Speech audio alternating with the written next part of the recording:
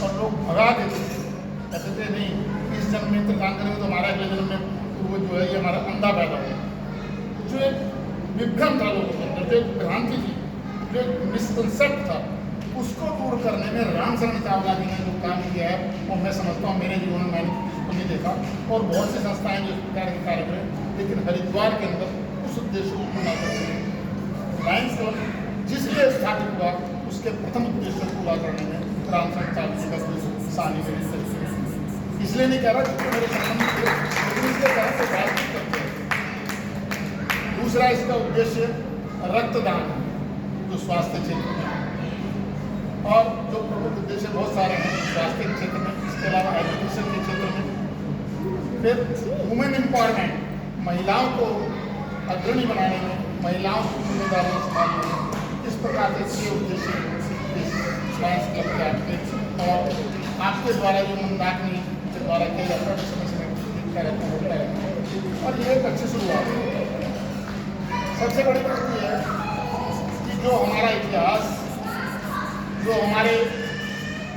पौराणिक ग्रंथ कहते हैं, उनमें एक बात स्पष्ट रूप से लिखी है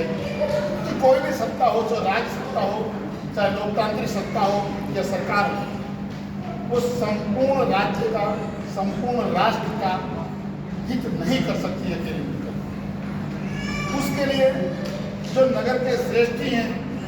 जो नगर के मोअज़्ज़िज़ लोग हैं, उनका दायित्व बनता है कि वो आगे आएँ और जो वास्तव में जरूरतमंद है, जिनको आवश्यकता है आपके सहयोग की, जो हमारी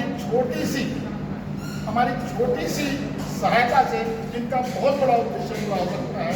वो हम लोगों को करना चाहिए। और आचार्य चाणक्य ने भी अपने ग्रंथ कौटिल्य अर्थशास्त्र में इस बात को उद्धृत किया है कि ये नगर जो सम्मानित नागरिक हैं, जो श्रेष्ठ हैं, उनका एक दायित्व बनता है। और एक दायित्व इसलिए नहीं कि आप जो है सक्षम हैं, बल्कि इसलिए भी कि प्रत्येक राष्ट्र का, राज्य का, शहर का और समाज का प्रत्येक व्यक्ति एक दूसरे को कहीं ना कहीं सहयोग करता है। जब हम बाल्यावस्था में थे, किसी न किसी ने हमारा हाथ पकड़कर हमें रास्ता दिखाया, किसी न किसी ने हमें चलना सिखाया, किसी ने हमें लिखना पढ़ना सिखाया, और कुछ नहीं हुआ तो किसी ने हमारा मार्गदर्शन किया कि तुम गलत कर रहे हो, तुम इस रास्ते पर मत जाओ। तो हमारा दायित्व है कि हम समाज को उस धारा में लाएँ जो एक वित्तीय संस्था के बाद सुप्रयास संस्था, आज हमारे पंडित ज्ञानचंद शास्त्री जिनको राष्ट्रपति पुरस्कार से सम्मानित किया गया, संस्कृत जगत के बहुत बड़े विद्वान, डॉक्टर कमल नयन जी गंभीर, श्री शिवपुरी जी, इस प्रकार हम 15-20 लोगों ने माया देवी के प्रांगण में नव संवत्सर के दिन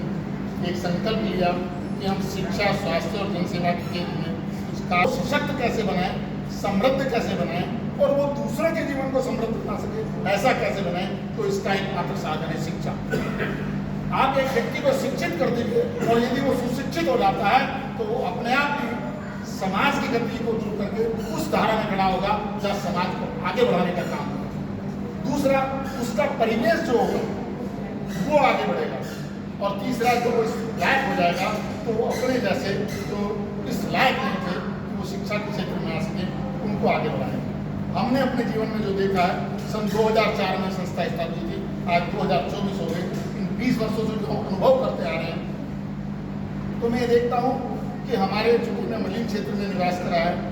भीमगोड़ा क्षेत्र, भूपतवाला, नई बस्ती, वहाँ मैंने ऐसे बहुत से परिवार देखे जहाँ बच्चियों को शिक्षा छुड़वाकर घर में बिठा दिया जाता था और बच्चे को पालना, उसके लिए रोटी बनाना, उसके लिए कुछ सेवा करना, और बच्चों को, लड़कों को बाहर काम के रोजगार एक्टिविटी हमारे पास चल रहा है। आपने बहुत देखा होगा, छोटे छोटे बच्चे वहाँ काम करते हैं और शिक्षा से इसलिए वंचित रह जाते हैं कि हमारे छोटे छोटे मेले पड़ते हैं। दशहरा आया, सोमती मास आ जाएगी, कोई भी दशहरा, कुंभ मिलाया, तो माँ बाप की उनकी आवश्यकता है भोजन के लिए, रहने के लिए, जीवन के लिए पैसा चाहिए और उसके लिए अपने बच्चों को वहाँ कुछ ना कुछ करने के लिए भेजते हैं। और एक बार जो बच्चा आगे बढ़ के चला गया, उसने एक बार वहाँ कमाना सीख लिया, खाना सीख लिया, वो दोबारा पढ़ने के लायक नहीं रहते। हम लोगों ने संस्था की डॉक्टर गंभीर जी और सब लोग जाते थे और कैंपिंग करते थे। उनकी जो स्वास्थ्य सेवाएं, उनकी दवाइयाँ बांटते थे और ऐसे बच्चों को चयनित करते थे जिनके अंदर प्रतिभा, जो उनके अंदर अग्नि छुपी हुई है, बहुत